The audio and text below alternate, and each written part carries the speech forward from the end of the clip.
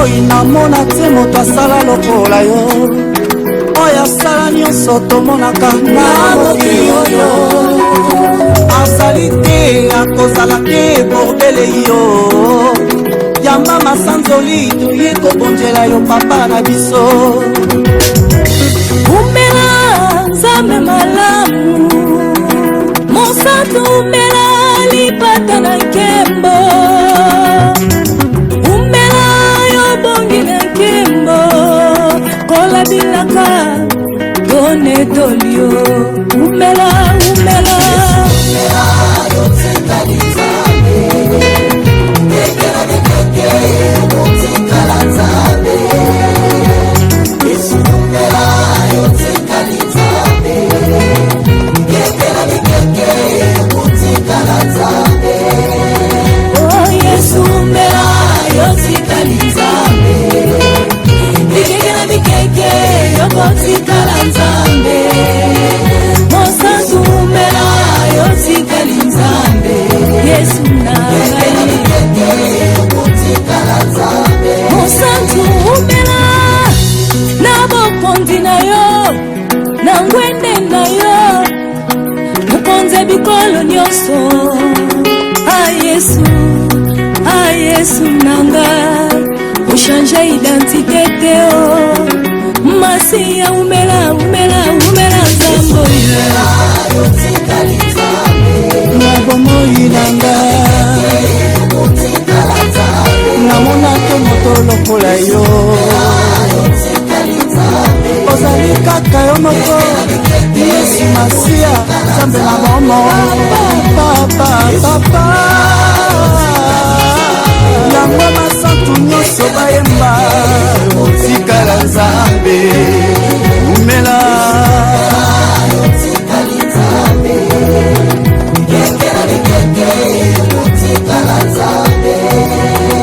ata bakanginga miso kote namona te ata bakanginga monoko kote naloba te bakanginga matoi mpo ngai nayoka te motema na ngai etatoli ete ozali nzambe yawe nanga papa nanga okonjezali ya yo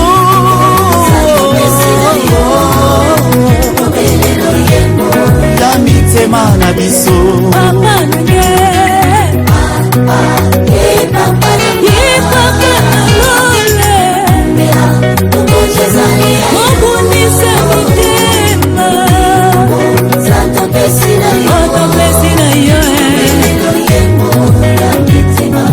yoka masanzoli ya lelo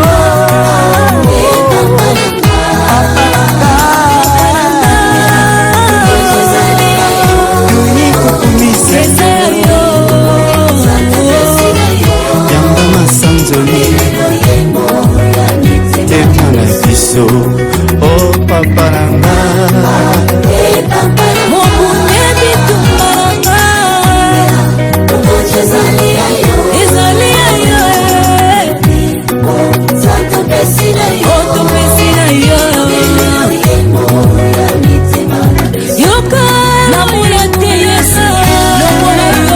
moto moko takokani na yo nzambe nkolo umela na bomoi na ngai umela nkolo moto moko takoki kolongola yo na kiti na yo nzambe vanda na kiti ya bokonzi na yo okonza odondwa vanda na kiti na yo bikeke na bikeke yokotikala nzambe umela monsantu na lola yokotikala nzambe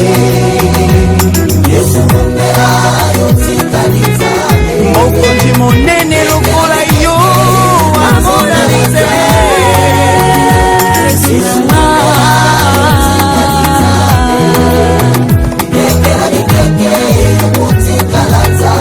monsantu na lola. À tous les peuples de Dieu, à tous ceux qui nous suivent partout dans le monde entier, que Dieu vous bénisse richement. c'est bien moi, votre frère évangéliste Igor Pongi Ngoma, depuis Irlande, précisément en Sligo, Tikanzambe Asalabilo Bolamu.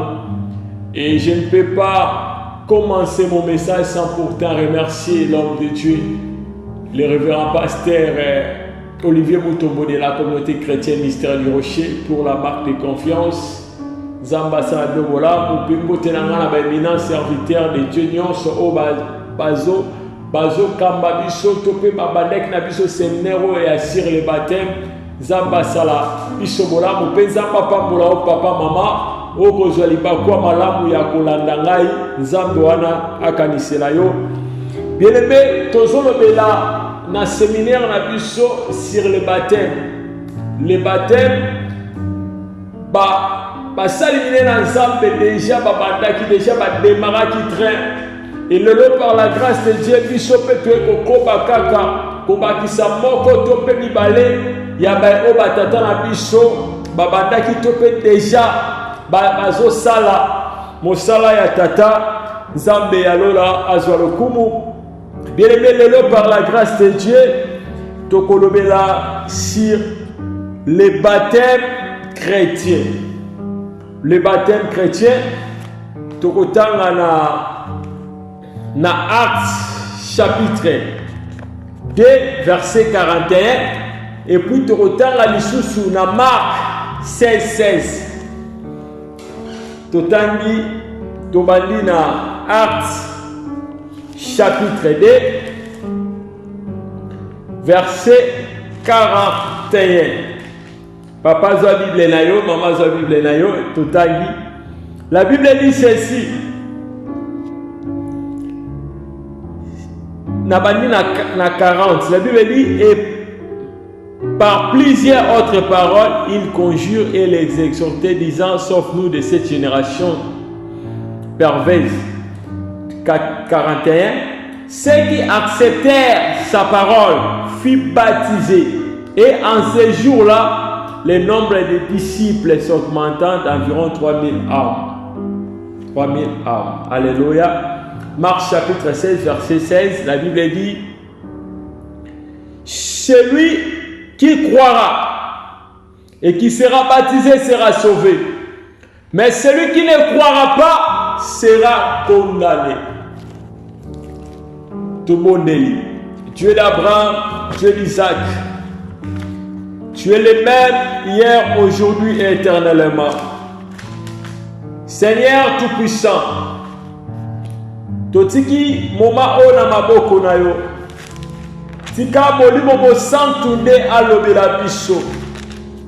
Tika molimo mo santunde asosolisa biso nini ezali pensé na yo. Tosengi bongo na kombo kitoko, kombo malonga, kombo oyo esekwisaka, o meme ekufaki na via moto. Kombo na Yesu Christo Nazareth. Nde tolobi. Amen. Amen. Nzambe azwa lokumu. Nzambe azwa masanjoli. Bien-aimé, le baptême chrétien. Baptême chrétien. Bien-aimé, le baptême chrétien, c'est l'expression de la foi en Christ. C'est l'expression de la foi en Christ. Alléluia. C'est le signe du salut accepté. C'est-à-dire, le signe du salut accepté. Parce que la Bible est sur le bas. Lorsque Pierre a télémaki, abandi ko sakola oyo ezali maloba nzambe, azali kotalisa batu oyo ezali maloba ya nkolo Yesu Kristu ya Nazareth, abandi kolimbola to mpe koloba na bato maloba ya solo oyo esengeli na bango bayoka pour ke bazala sauve. Bible ezoloba ezalaki pendant la Pentecôte lorsque le Saint-Esprit a quitté la Kibango. Et Pierre a eu courage abandi koloba kopalanganisa sango malamu ya Yesu Masia Nazareth.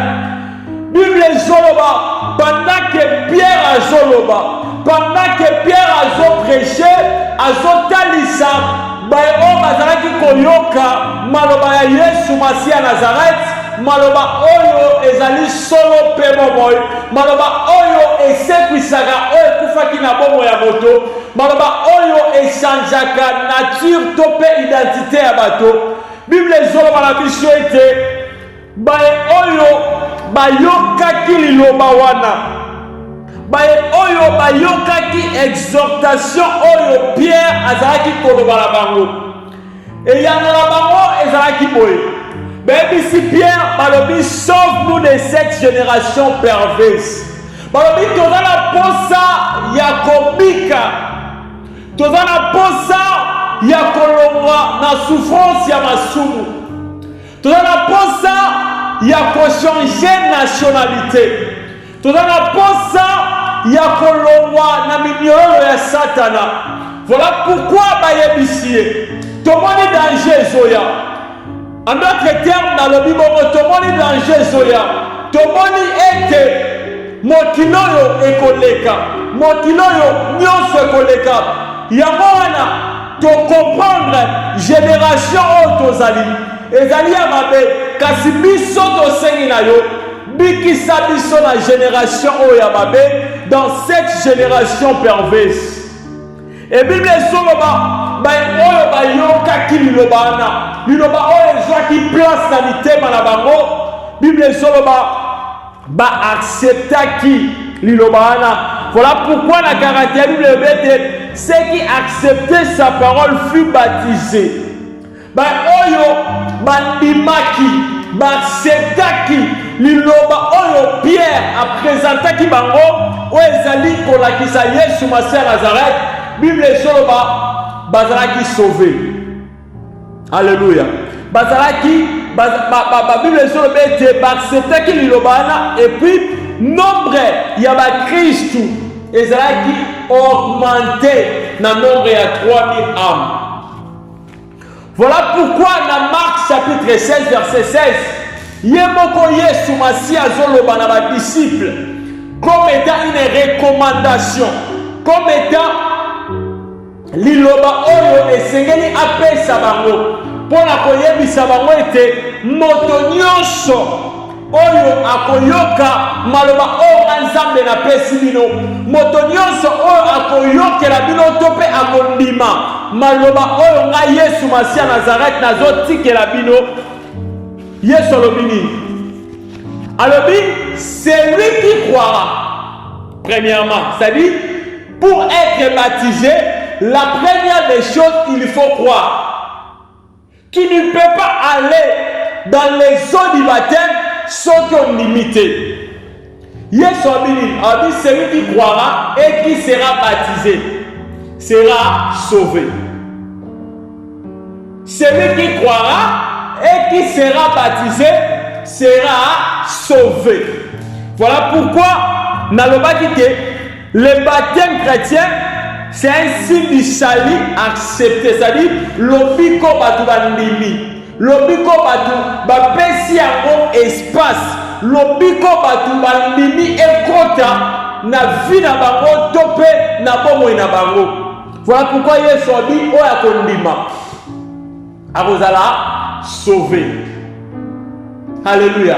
Mais condition pour ça, c'est lui qui ne croira pas. C'est-à-dire, moto oyo akondima lilobo te, moto oyo akondima te ke aleka na l'eau de baptême, alors bien on va sauver te. Alors celui qui croira et qui sera baptisé sera sauvé. Or pour être sauvé, il faut croire, il faut aussi aller dans les eaux du baptême. Voilà pourquoi te lobby lelo que esa expression de la foi en Christ. La première des choses, ça dit muto ndima kondima kati na Yesu.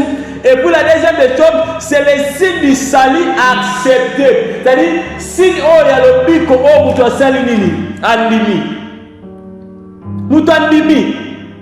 Parce que baptême en soi ezali émergent ou ben, c'est-à-dire bazio mutu bakotio na mai esili okufi na Yesu oseku na ye. C'est aussi l'engagement d'une bonne conscience et non de la purification des péchés. C'est-à-dire, ils ont engagement au Christ, au moto, à suivre na vie na ye pour une bonne conscience. Voilà Pierre à Zoloba, dans 1 Pierre chapitre 3 verset 21. La Bible dit, le baptême, c'est l'engagement d'une bonne conscience et non de la purification des péchés. Alléluia. Zamba Moutabala. Zamba bien. Zamba Kitoko. Zamba Malamu. Voilà pourquoi Lelo a Salbicho Bikamwa. Bien aimé. Baptême est parmi les moyens qui permettent de nous envoler au centre. Le baptême, c'est l'un des moyens au moto à se rappeler au centre. Alléluia. Bien aimé, pour que nous envoyer au centre, et c'est l'anima. Et c'est là qu'ils ont baptisé. Mais il y a des gens qui ont au centre pendant que l'apôtre au centre. Mais il y a d'autres personnes pour que les au centre et c'est là qu'ils ont baleka na zo du baptême. Baleka na zo du baptême. Voilà pourquoi Pierre, lorsqu'il a fait un discours, ayebisi batu ayebisi peuple wana na Acte chapitre 2 soit bandi na 38e verset. La Bible dit, Pierre leur dit, répentez-vous et que chacun de vous soit baptisé au nom de Jésus-Christ à cause du pardon de vos péchés et vous recevrez le don du Saint-Esprit. Alléluia. Alléluia. Alors, répentez-vous et que chacun de vous soit baptisé au nom du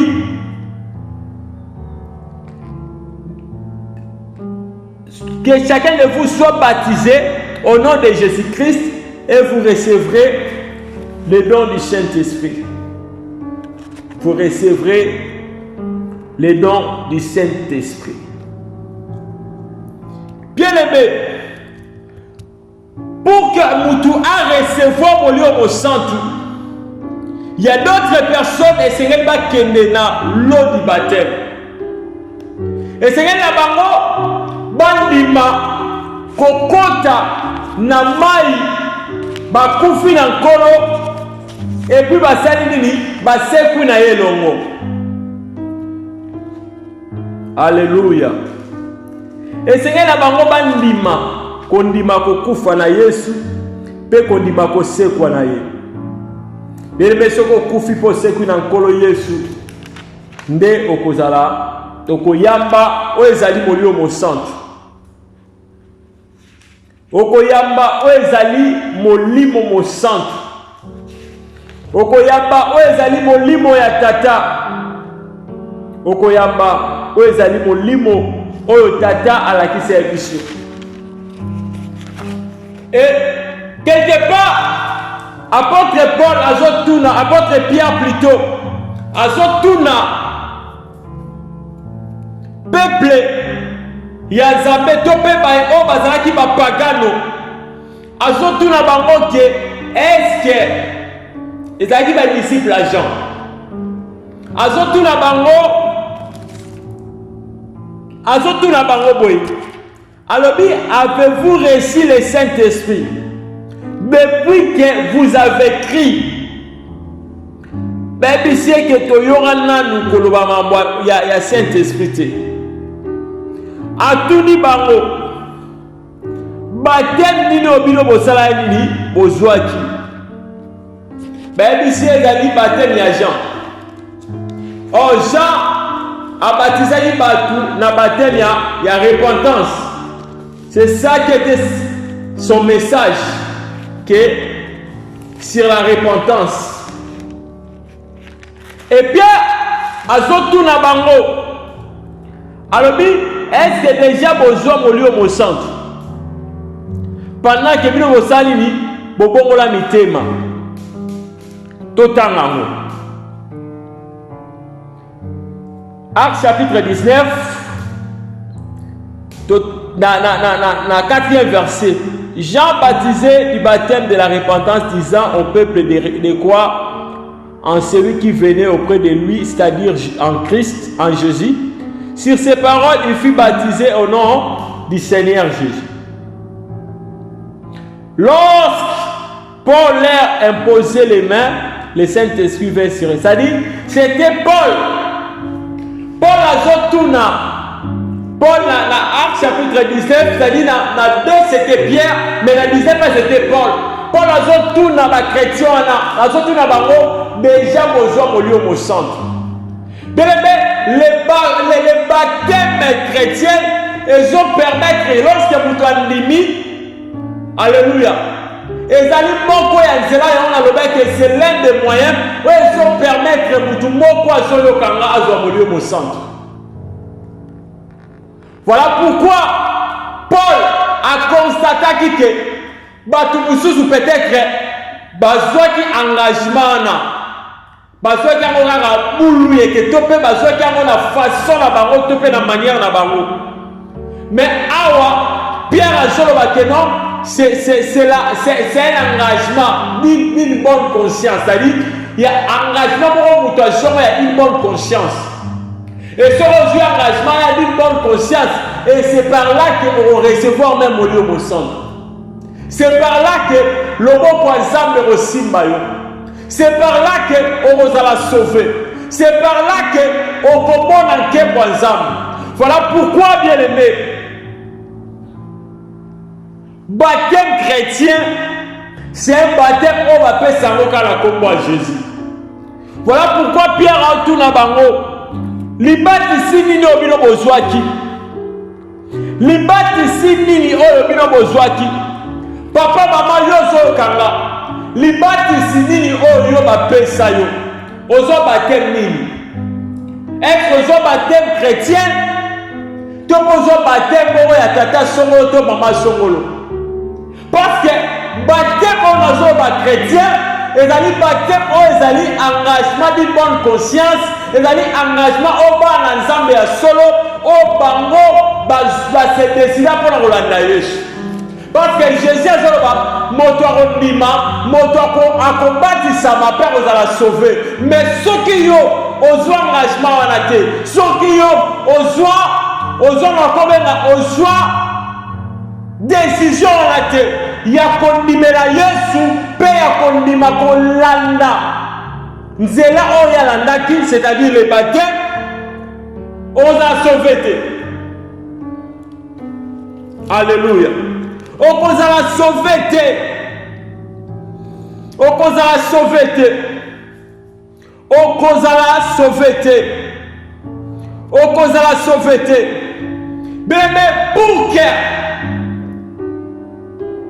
ozala sauvé, topé on l'a processus oh ya baptême chrétien zali. Il y a deux choses. Topé trois choses. La première des choses est Seigneur Nayomima. La première des choses est Seigneur Nayomima. Jésus-Christ comme Seigneur et Sauveur. Et la deuxième des choses, il faut accepter encore. C'est-à-dire pour qu'il y ait un baptême. Parce que Christ en a dit clair. Alors lui, celui qui croira et qui sera baptisé sera sauvé. Or, tu ne peux pas être sauvé. Ceux qui ont accepté l'eau des baptêmes, ceux qui ont accepté Jésus-Christ de Nazareth, ceux qui ont accepté Kobatisama na kombo ya Yesu. Parce que lorsque le Saint-Esprit n'était pas encore venu, le baptême c'était dans le nom, c'était dans le Père, Fils et dans le Saint-Esprit. Mais lorsque le Saint-Esprit était descendu, la Bible dit le baptême est dans le nom de Jésus. Même Pierre a baptisé qui batuna comme moi Jésus. Bible Pierre a baptisé qui batou. Bible dit lorsque batou bandimaki, babi, lobi, ceux qui acceptaient sa parole furent baptisés en ce jour-là. C'est-à-dire baptisé maki na mukolo wana. Et puis, na 36, na 38, ndebisi bango que non. Alors, que chacun de vous soit baptisé au nom de Jésus. Ce n'était pas dans le Père, Fils et Saint-Esprit. Et c'est le même lorsque Paul est venu. Paul a dit dans les chrétiens, topé mes disciples les gens. A dit que baptême minino bio bozoaki. A dit de quel baptême avez-vous donc été baptisé? Papa non tout na mutu moko lelo. Mais tout na question n'a pas dit ça na baptême nini. Parce que baptême c'est aussi une grande porte de la bénédiction. Il y a vie à mutu. Parce que là batu mususu makambo fongwama lorsqu'il a pris l'engagement d'une bonne conscience à okenalo de baptême et fongwele makambo belé. Et fongwele badon spirituel. Et fongwele makambo et belé na vie na ye. Voilà pourquoi Paul azotuna de quel baptême avez-vous donc été baptisé? Il répondit du baptême de Jean. Alléluia. Et puis Paul, Azé Bissabango,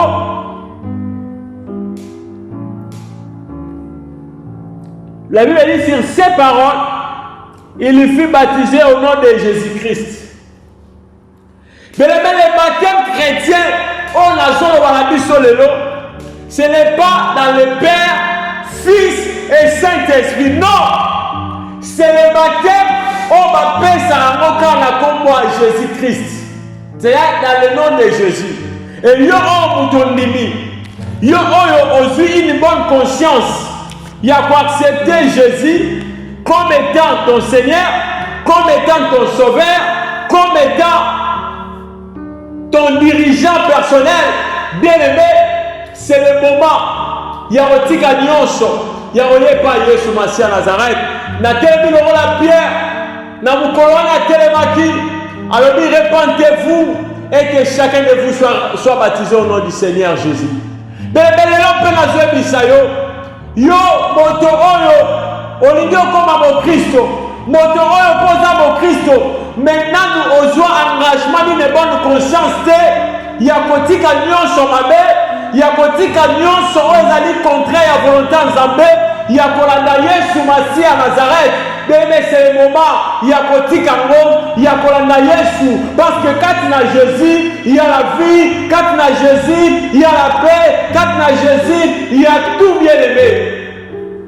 Il y a tout bien aimé. C'est le moment bien aimé. Il y a kondimela Yesu. Aboyaka motote. Kolo Yesu aboyaka motote.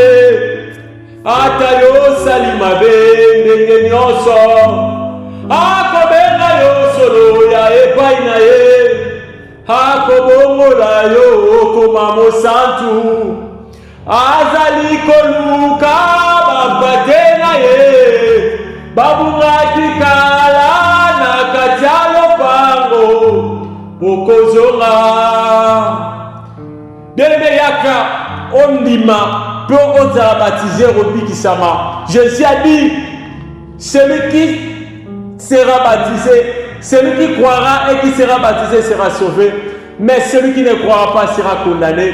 Mon frère, ma soeur, pour cause de la condamnité, c'est le moment d'accepter Jésus-Christ dans ta vie et pour passer dans le baptême et Nzamba au Pambolayo, Tika Nzamba Pambolayo, et si les amis Tika Nzamba Salobola, yo mtoshi conscience ya Rolanda Yesu Masia, et si les amis yo banda koyebisa nzambe loba nzambe na ye pa na yo limbisa mabe na nga nandimi nazwi engagement wana d'une bonne conscience ya kolanda mpe ya kosalela yo nzambe alola apambola yo na bondeli Seigneur na kombo na Yesu papa tala mama moto nyonso oyo azwi une bonne conscience engagement une bonne conscience ya kolanda yo Seigneur tika bolamu no ezali ko na ye nzambe azala mokristo ya solo nzambe alola asunga epesi ye courage wana Seigneur ya kozwa engagement wana mpe ya kokende na lot de baptême na baptême oyo ezali chrétien mpo na lokumu ya kombo na yo na kombo na Yesu Masia tika makambo ya kitoko ezala partage ya bana na yo au nom puissant de Jésus-Christ de Nazareth. Amen. Nzamba pambola biso. Bye.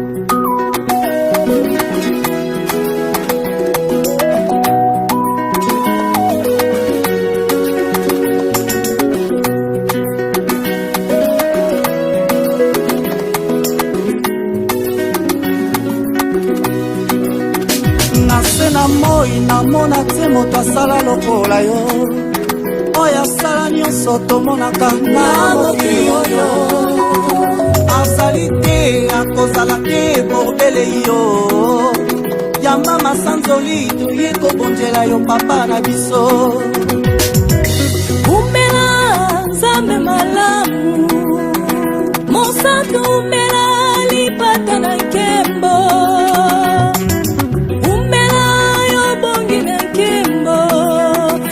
bilaka tone tolio umela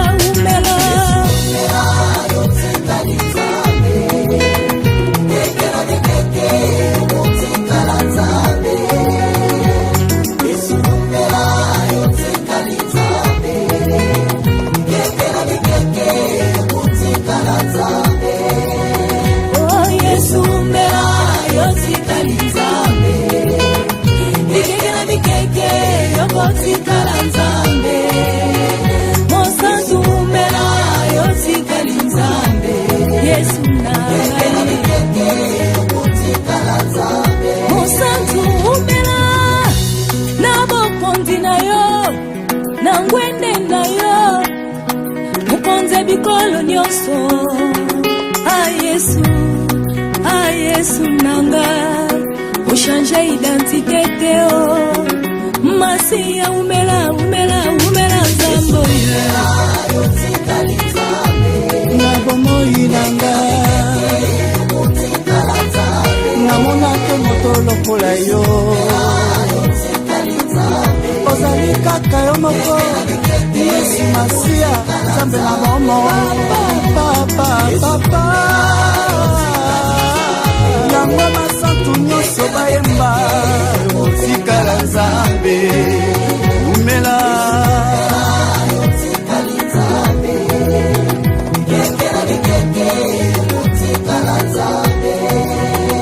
hata bakanginga miso poke na mona te ata bakanginga monoko poke na loba te bakanginga matui po ngai nayoka te motema na ngai etatoli ete ozali nzambe yawe nanga papa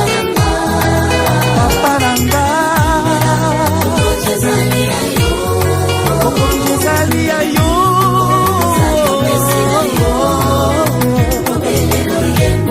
ya mitema na biso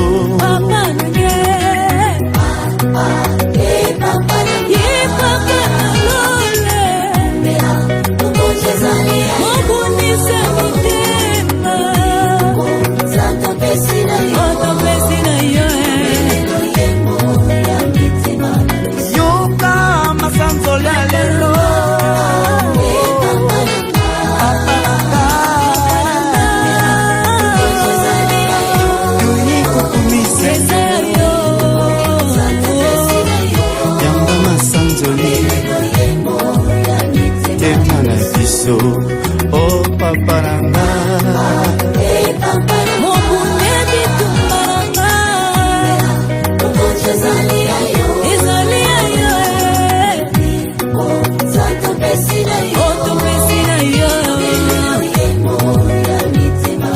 yoka namona te yesu lokola yo moto moko takokani na yo nzambe mpona umela na yo na bomoi na ngai umela nkolo moto moko takoki kolongola yo na kiti na yo nzambe vanda na kiti ya bokonzi na yo oponza odondwa vanda na kiti na yo bikeke na bikeke yokotikala nzambe umela mosantu na lola yokotikala nzambe